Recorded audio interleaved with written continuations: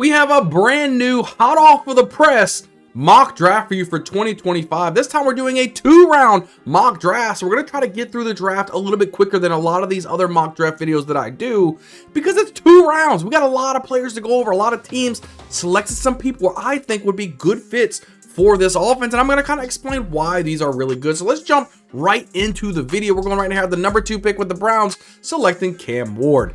Cam Ward's one of those quarterbacks that I think can really revitalize this franchise. We know that Deshaun Watson is going to be no longer a part of this offense, and Jameis Winston is out of here. So they have a nice little core around him with Jerry Jeudy really stepping up, David Njoku there as well. They may need some more help with the running back position later on in the draft, but I think as of right now, Cam Ward is a good start. You know, he's a quarterback out of Miami, shows really good zip on the football, and he has a knack for winning. He loves to win, and a natural leader at that. So Cam Ward could probably provide a really good starting point for the Browns in 2025. I have him going number 2 to the Browns. So we're along here at number 3 to the Giants. I have Shedeur Sanders, another quarterback here, right out of Colorado. He's got the pedigree with Deion Sanders being his father. The Giants need someone to throw the football to Malik Neighbors, and whether or not they go out there and get themselves a Jameis Winston or a Kirk Cousins or some of these, you know, veteran quarterbacks, I think they just start fresh. Go get your Shedeur Sanders. I know there's notes out there saying that he doesn't really want to play for the Giants, and let's just face it, I kind of agree. I mean, who wants to play for the Giants at the end of the day? But Shedeur Sanders can help maybe rewrite history here and get them back on the winning track, especially when you have an elite prospect out there like Malik Neighbors at the wide receiver position. I think Shedeur Sanders can kind of build a good chemistry with him and then actually start to win some football games. So Giants at number 3, I have Shedeur Sanders. Now, we're jumping down here to 5 at the Jaguars. We're going to say that they're going to take Travis Hunter, right? This is a dual threat type of guy. Does he play cornerback? Does he play wide receiver? Or does he play both? Who knows? I'm saying that he's probably going to play more on the wide receiver role. I just don't see anybody playing both sides of the football in the NFL. I think that would be a very, very hard thing to do, to stay, you know, consistent and good and to be elite at the NFL level. But we'll have to see. Travis Hunter is a different animal, but the wide receiver positions where I would think Travis Hunter plays. And with the Jaguars, right, I mean, you've got some things out there that could be, we got Brian Thomas Jr., who's outstanding. We just need to figure out what's going on with Trevor Lawrence. Why isn't he being the elite quarterback that we think that he can be? And just give another one of these weapons, right? And Travis Hunter could really go out there and help out with Christian Kirk and Gabe Davis and all these guys. I think it's going to be a really good opportunity for Travis Hunter to come in here and just be another weapon for the Jaguars to utilize. So moving along here at pick number 6 in the Raiders, we're going Ted McMillan. This is one of those big 6'5" wide receivers out of Arizona.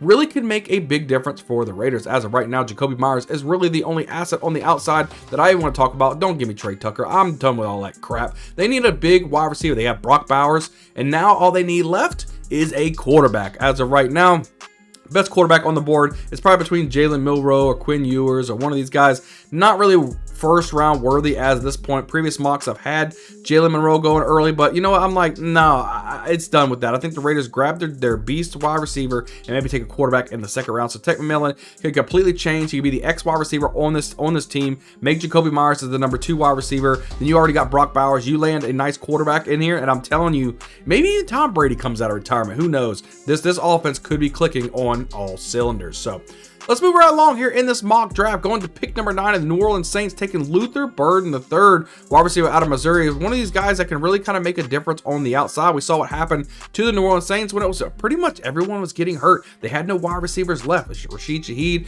going down, Chris Olave going down. They traded away A.T. Perry. You know, you had MVS as the mainstay wide receiver and Bub Means, right? So they need to get some more names in here. Luther Burden can help them do that. I know the Saints have a lot of needs. Wide receiver is one of those needs that they have to have. Luther Burden can fill that hole. I think the Saints take Luther Burden at number 9. So we're along here at number 12, the Cowboys. I've had him mock this the whole time. Ashton Jeanty. This is one of those running backs. They need a running back. Okay, Rico Dowdle, he filled in valiantly, you know, per se in certain spots, but they just need a running back. If they can stay healthy, and you got CeeDee Lamb on the outside, Dak Prescott, Jake Ferguson, you've got a lot of players. Ashton Jeanty can completely turn around this offense. They need to upgrade the offensive line here as well, but just remember when they drafted Ezekiel Elliott, it really changed the entire dynamic of the Cowboys offense. This is what Ashton Jeanty can do. So I think at number 12, the Cowboys take Ashton Jeanty.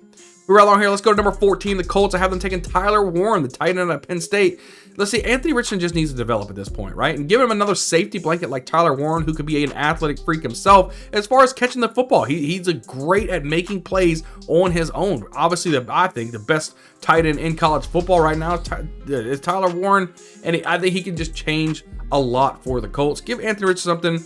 This is the make it or break it season for Anthony Richardson. Either he does it this year or he's just going to be absolute cockadoodle. So give him some more weapons. Tyler Warren, I think this offense in general with Jonathan Taylor and Michael Pittman and Donnie Mitchell last year, Josh Downs, you add Tyler Warren to the mix, I think there's no excuses left for Anthony Richardson just to get the job done. So let's chug right along here in the first round. Number 17, I got the Bengals taking Emeka Egbuka. I don't think T. Higgins is going to be back, so I think they're going to take a wide receiver here to help them kind of get over the hump. Emeka Egbuka played really well for Ohio State, right? He was a nice wide receiver out there that I think could play a good complementary role to Jamar Chase and with Joe Burrow slinging the football. So I think Egbuka would be a great landing spot here. I know they need a tight end as well. Not really ready to give them Colston Loveland right now. I think Emeka Egbuka would be a nice place. You know, Yoshi Voss filled in last season, and you also got Jermaine Burton, the wide receiver out of Alabama last season, who is getting in some legal troubles as well. So I think you get somebody in there, high character guy like Emeka Egbuka, and I think that can make a big difference there for the Bengals at 17. Move right along here at pick 21 and the Steelers. I've got Matthew Golden, the nice wide receiver out of Texas. I think this is a wide receiver that can kind of change some things that are going on. Do they stick with George Pickens or do they go on for Pickens? I think they're going to keep with Pickens. Pickens needs to get his emotions under control. Let him be the number 1 wide receiver. Let Matthew Golden come in here, be the number 2 wide receiver, then put Calvin Austin in the slot. I think that would help the Steelers become a prolific offense once again. I mean, they're anything shy from having Ben Roethlisberger coming back here, but I think Matthew Golden could be a good opportunity. They need a wide receiver in this building, and I think that Matthew Golden can get the job done for the Steelers at 21. We're along here at number 22 to the tight end needy Chargers. I'm going Colston Loveland, another big body tight end. He used to be the number 1 tight end on my board for a while until Tyler Warren really started cranking it up. So I think Colston Loveland's still a first round talent, and the Chargers is a tight end needy team. I think it's a match made in heaven. We saw Justin Herbert really starting to pick it up on offense, slinging the football towards the latter end of the season. And I think that they go back into 2025 and they start really rolling. You see Ladd McConkey coming to his own. He's starting to be a beast. They still need another wide receiver out there on the offense, but there is some rumors, maybe even Keenan Allen comes back to the Chargers. Wouldn't that be amazing? Keenan Allen, Ladd McConkey, put Colston Loveland at the tight end position. Now you're saying the Chargers could be something to be reckoned with. So that is it for the first round. Let's move on to the second round here. We got at number 33, the Browns taking Marion Hampton, the running back out of North Carolina. I think the Browns need some help, right? Nick Chubb's probably not going to be back here. He's going to be gone for free agency. And I just think that Ford isn't going to be the guy. Marion Hampton comes in, can be the thumper for this team, can be the 3-down back that they need. And if you have somebody like Cam Ward and you got a Marion Hampton coming to town already with Njoku and you got Jerry Jeudy, I think the Browns offense is starting to have a new identity. Get rid of the massage lover, the interception thrower and Jameis Winston. All of them is gone. Now you got Cam Ward coming to town. Let's have a new kind of identity for the Browns. And I think that having Cam Ward and Marion Hampton can do that for the Browns here at 33. We're along here at number 35. I have the Titans taking Jalen Milroe, the quarterback out of Alabama. Big burly guy. I think he's kind of similar to Anthony Richardson, maybe a little bit better a thrower than Anthony Richardson, but he has a lot of inconsistencies in college, and I think that's what knocked him out of the first round for me. That's why I have him going in the second round. Now, they do have Will Levis there with the Titans, so Jalen Milroe is not going to have to come in here and be the guy day one, right? So they can keep having Will Levis develop himself, but also have Jalen Milroe behind him developing, and then it's kind of like by the end of the season, may the best man standing go.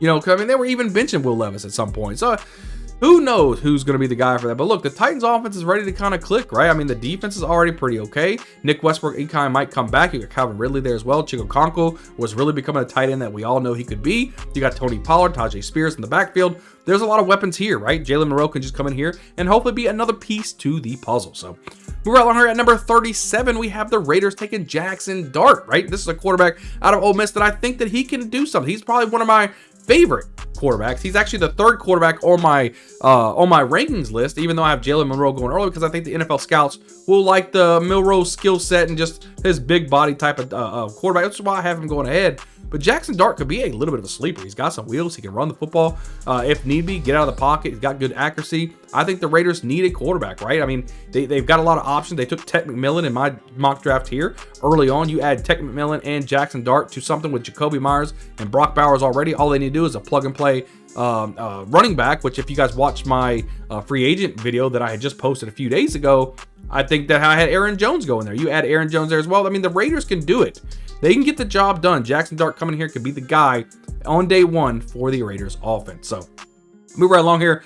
At number 4, we got the Saints taking Elijah Arroyo. So this is one of those tight ends out of Miami that really showed out, especially during the Senior Bowl, right? He was doing really good. The Saints need a tight end. Juwan Johnson no longer going to be there. Foster Moreau, we don't know if how he's going to be. And you also have Taysom Hill, but he's kind of like the Swiss Army knife, right? Elijah Arroyo can get the job done. He's very talented, can catch the football, very athletic. I mean, I think that would be a match made in heaven with Arroyo going here in round 2. I mean, you got the first round Luther Burden, you got the second round Arroyo. Now the offense is starting to click on all cylinders. I like that pick for the Saints at 40. Moving right along here at number 42, we have the Jets taking Quinn Ewers, the quarterback out of Texas. Now the Jets, I think they move on from Aaron Rodgers. At this point, they put all the cards in for Aaron Rodgers. He got hurt on the first play a couple years ago. Now he's healthy this year, and they absolutely just, okay, it's not Aaron Rodgers no more. Just completely squat, man. So you got to move on from Aaron Rodgers, in my opinion. You got a new head coach. Don't stick with the old. You got to come in with the new. Quinn Ewers can do that. A good quarterback. He's got good accuracy, got good field vision, can go through his progressions pretty nicely. And you already have somebody like a Garrett Wilson and Breece Hall there on the offense. Quinn Ewers can grow very, very quickly. I like what they have in the Jets. And they still have a rookie quarterback last year that I liked, Jordan Travis from Florida State. He didn't even play last year. He was hurt for most of the season. So between Jordan Travis, Quinn Ewers, they might have a quarterback of the future for the Jets. So we're right along here at number 44. I have the Cowboys taking Trey Harris. And we remember I had Ashton Jeanty taken in the first round. Trey Harris, the nice 6'3" wide receiver out of Ole Miss. He could be a wide receiver again on the opposite side of CeeDee Lamb to keep helping this offense flourish, right? So I think Trey Harris could be a natural fit for the Cowboys, kind of take over that, the Tolbert / Cook's role, be that number 2 wideout that they need, really, really help this offense develop and being a more of a potent offense. So I like that pick. Let's move right along here at number 49. I have the Bengals taking Jack Besh. This is a wide receiver out of TCU that really showed out in the Senior Bowl, guys.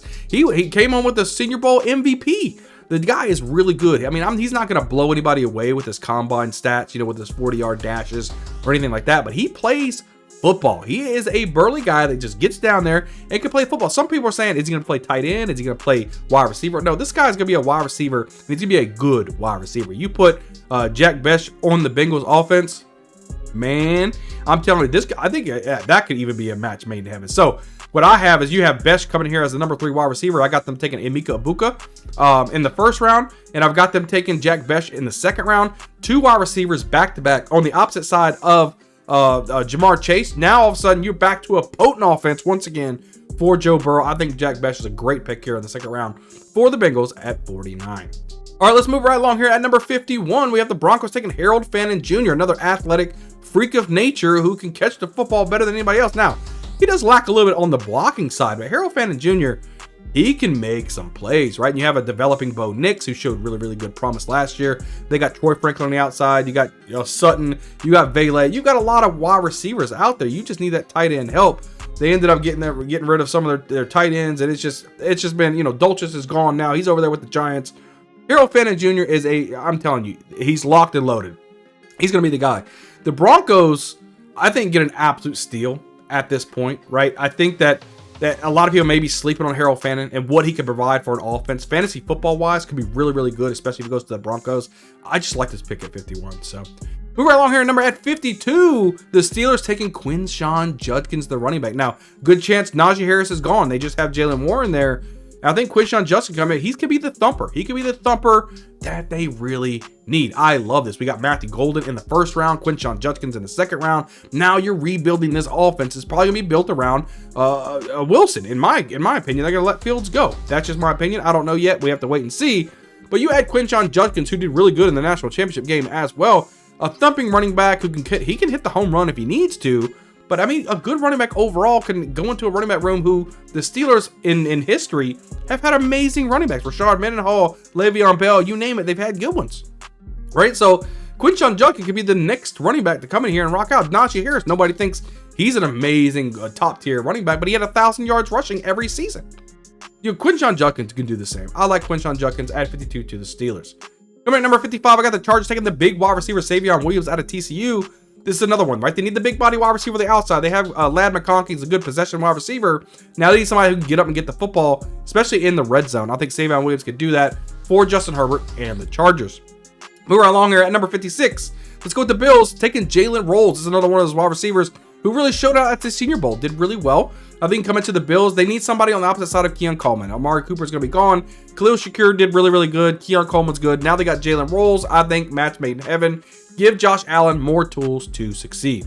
All right, moving right along here at number 59, we're going with the Ravens taking Caleb Johnson. Now we have to, I think this is one of those that we need to pick behind Derrick Henry, right? And Caleb Johnson is kind of Derrick Henry-esque, right? Doesn't have the height of Derrick Henry, but he's a big, burling, thumping running back that can not only learn behind Derrick Henry, but after a couple years when Derrick Henry retires, you can plug in Caleb Johnson and have your running back for the future. I like Caleb Johnson as a Raven. I think his body type, physicality just screams Ravens to me. I think that would be a great pick at 59 for the Ravens. Last pick that I have of this mock draft, that 61 out of the Commanders taking Isaiah Bond, just another wide receiver to keep adding to Jaden Daniels' proliferate. You know, just the way he can throw the football. He needs more options, right? He's got Terry McLaurin out there. Zach Ertz is the elder tight end with Ben Sinnott there in the backfield, but he needs more wide receivers to throw to. I know Diami Brown was doing really good. Isaiah Bond can come in here, wide receiver out of Texas, who can really provide more flexibility for Jaden Daniels to continue to develop. But guys, that makes it for all of our 2 rounds of a mock draft. That's a ton of picks for you guys to say plug and play where these guys could possibly end up. Now again, we've got plenty of things that could change these mock drafts. We've got the NFL Combine coming up. We've got some free agency coming up. A lot of things can change the way that we have these. We're going to keep pumping out mock drafts. We're going to keep pumping out draft profiles. We're going to keep pumping out a lot of this content, help prepare you for not only your dynasty leagues, but also your redraft leagues, because we also just want you to win a championship. We're pumping out tons of videos. Guys, hit the like button, hit a subscribe button, leave a comment down below. What do you guys think of this mock draft? Do you guys think that you can see some of these guys land in certain places? Or is there any of these guys you said, there ain't no way one of them guys are making it to that team? Let me know down in the comments below. Let's have a conversation. I can't wait to see you guys on the next video. We'll see you guys next time.